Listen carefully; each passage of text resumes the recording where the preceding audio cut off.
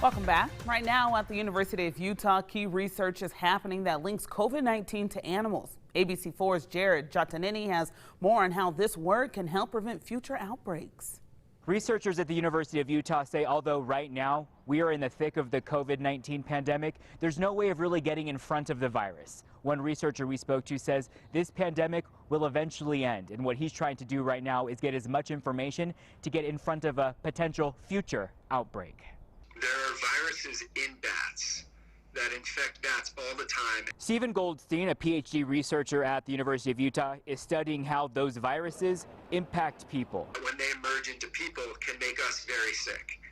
And the viruses we know of that are closest to the COVID-19 virus is a virus that is one of the viruses that circulates in bats. Because of that virus, that's also closely related to viruses found in pangolins, Dr. Goldstein is forced to conduct this research from home. The way we're looking at it at this point is mostly examining the genetic sequences. Dr. Goldstein says out of all the 203 countries or territories reporting different variations of the viruses are similar. The viruses in Italy are not any more lethal or transmitting differently as far as we know from the viruses that are in the United States or in Brazil or in South Korea or Japan. He says this is one-of-a-kind research at the University of Utah and could stimulate future life-saving research. Developing therapeutics and vaccine platforms, both at the academic labs and hopefully working with the large biotech community we have here in Utah. Dr. Goldstein says the World Health Organization is conducting clinical trials in coordination with pharmaceutical companies. Jared Giottanini, ABC4 News.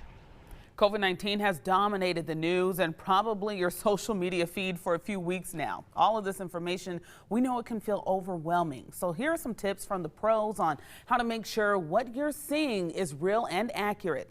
A list of facts or information online that's actually a screenshot or photo, red flag.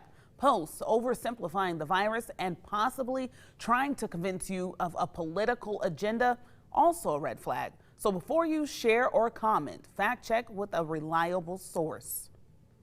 It's tempting to want to compare situations, but this virus is obviously different than those, and it's behaving differently both in what it does to people and also what it does in the community and how it's spread. If you're going to read a source, read more than one. We've compiled a list of trusted authorities in coronavirus healthcare on our website, abc4.com.